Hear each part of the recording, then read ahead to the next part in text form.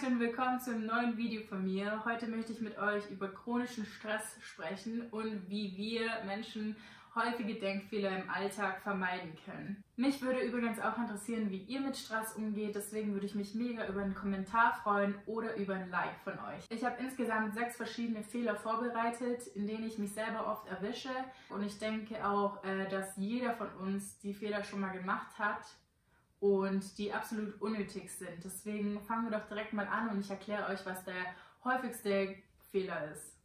Und zwar in dem ersten Fehler geht es um den sogenannten Alles- oder Nichts-Fehler.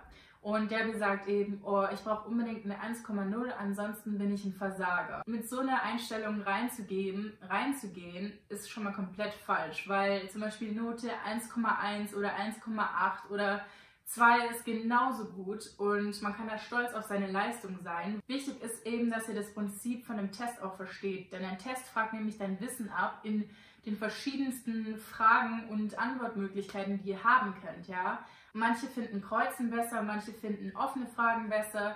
Manchmal kommt das Thema gar nicht dran, das man gelernt hat und es ist ein falscher Denkansatz und ihr solltet eure Noten sehr schätzen, auch wenn die jetzt keine 10 von 10 Punkte sind, sondern auch nur 8 von 10. Kommen wir zum zweiten Punkt und zwar ist es die Übergeneralisierung. Das heißt, wenn euch was Schlechtes an einem Tag passiert, zum Beispiel ihr verpasst euren Bus oder euch fällt ein Glas Milch um oder ihr, was auch immer, steht mit dem falschen Fuß auf, dann sagt ihr, okay, doof. Der ganze Tag ist hinüber, man ist schlecht gelaunt und man denkt sich, ja, es kann ja gar nicht besser werden heute. So eine Einstellung ist eindeutig falsch, weil viele Tage, die schon für mich schlecht begonnen haben, sind am Ende Tage geworden, die zu den besten Tagen meines Lebens gehören. Deswegen sollten wir echt aufhören zu übergeneralisieren. Auch ein sehr klassischer Punkt ist dieses Ich muss jetzt. Ja, wir sagen so oft, oh, ich muss jetzt lernen, ich muss jetzt dahin, ich muss. Und das ist eigentlich richtig schlecht für unser Gehirn, weil wir denken nämlich, das ist von unseren Eltern stammend, ja. Meine Eltern haben immer gesagt, Jessie, du musst dein Zimmer auf. Und wenn wir uns selber sagen, oh, ich muss jetzt noch lernen, dann hat das so einen Unterton von unseren Eltern. Und ich denke, das tut keinem gut, ja. Wir wollen alle selbstständig werden, selbstständig sein. Deswegen sage ich mir immer selbst, okay, ich darf jetzt lernen, ja, ich darf Medizin studieren. Deswegen ist es wichtig, dass wir uns selber bewusst sein, okay, wir müssen nicht, ja, wir müssen gar nichts im Prinzip, aber wir dürfen oder wir haben die Möglichkeit, die Sache eben zu erledigen. Deswegen aufpassen, welche Wortwahl man nutzt oder auch in den Gedanken und immer mit dem bestmöglichst positiven Wort oder Verb eben arbeiten. Kommen wir zum vierten Aspekt und zwar geht es um das Abwerten von positiven Dingen in unserem Leben. Das kann alles Mögliche sein, ja. Also es kann zum Beispiel ein Kompliment sein, ja. Jemand sagt zu dir, oh, dein Kleid sieht ja so hübsch aus und du sagst, oh nee, das habe ich schon so lange und es ist schon so ausgefetzt. Oder man sagt, hey, dein Make-up sieht heute so toll aus. Und dann sagst du, boah, nee, ey, voll der Fehlgriff. Ich glaube, dass es vielen so geht, dass man das einfach mehr wertschätzen sollte, ja. Wenn jemand zu dir sagt, hey, du siehst halt echt cool aus. Ja, man macht das immer so im Unterbewusstsein, glaube ich. Ich kann euch da mal erzählen, und zwar habe ich vor ungefähr 3 Monaten eine Erasmus-Studentin gesehen und die hat zu mir gesagt, boah, deine Haare sehen heute so schön aus, ob ich beim Friseur war und ich sag, boah, nee, ich sehe voll scheiße aus, aber danke. Also ich habe das so gar nicht geschätzt, dass sie das zu mir gesagt hat und im Endeffekt denke ich mir dann so, boah, ich hätte mich besser bei ihr bedanken sollen. Das ging mir dann auch ganz lange im Kopf rum und ich habe mich im Endeffekt mega darüber gefreut und ich finde, wir sollten diese Entwertung zurückziehen, also wir sollten das mehr schätzen.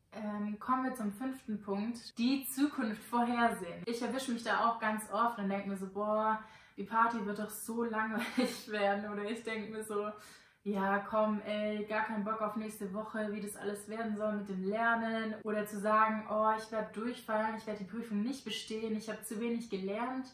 Deswegen sage ich immer, Leute, abwarten, wirklich abwarten, weil du weißt nie, was passieren wird. Es ist nicht gut für dich selber und für deine Mitmenschen, wenn man eben die Zukunft vorhersieht. Du weißt nicht, wie du dich fühlen wirst in 1, 2 Wochen und ich erinnere mich noch an meinen Abschluss in der Realschule und ich habe Mathe nicht eine einzige Stunde gelernt. Ja? Ich habe mich, glaube ich, 30 Minuten an dem letzten Abend vor der Matheprüfung hingehockt.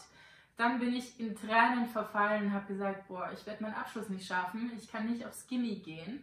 Und dann habe ich dieses Mathe-Abitur geschrieben und mein Ergebnis war eine 1,4. Und ich dachte mir so, what? Und für andere Fächer, für die ich so gelernt habe und wo ich gesagt habe, ja, es wird so easy, da war ich dann schlecht. Man sollte das einfach auf sich zukommen lassen und nicht zu viel Gedanken darüber machen, weil es endet im Endeffekt eh immer schlecht. Und jetzt noch zum letzten Punkt und der handelt sich ums Gedankenlesen. Und zwar denken wir immer, wir könnten in die Köpfe von anderen schauen und wir könnten immer wissen, was andere von uns denken. Dann sage ich mir so, oh, die mag mich doch eh nicht. Also, dass wir immer denken, wir könnten die Gedanken von anderen Leuten lesen und man sich dann dadurch eben schlechter fühlt oder man sich eben schlecht in deren Anwesenheit fühlt. Also zum Beispiel auch, wenn man sich halt begegnet und jemand sagt dir nicht Hallo, dann denkt man direkt, das ist irgendwie böse gemeint, die Person möchte mit einem nichts zu tun haben, aber meistens spielen so viele Faktoren da mit ein und man denkt sich so, also die Person denkt sich eigentlich gerade, boah, ich bin so müde, ich will einfach nur schlafen und konzentriert sich gar nicht darum, was um die Person herum passiert.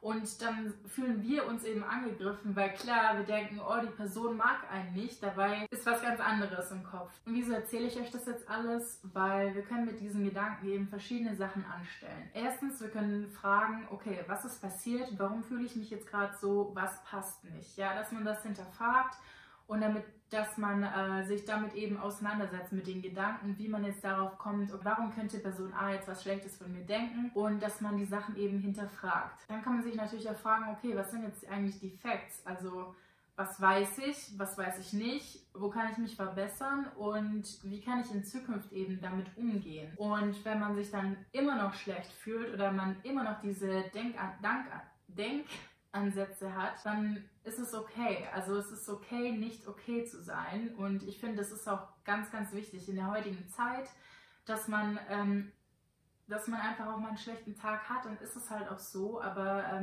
man kann es natürlich nicht vermeiden, aber man kann darüber auch offen reden. Und ich möchte euch echt mitgeben, wenn ihr irgendwelche Probleme habt, dann beredet es mit euren Freunden, mit der Familie, mit den Leuten, mit denen ihr eben diese Probleme habt. Ja, sprecht es an, weil unausgesprochene Gefühle sind so echt das Schlimmste, was man haben kann. Also ich hatte es auch oft schon, dass ich Sachen mich nicht getraut habe, das den Leuten mitzuteilen und im Endeffekt wäre das halt eben nur halb so schlimm gewesen, diese Sachen mit den Personen zu besprechen und ja, dann fühlt man sich eigentlich einfach schon viel besser.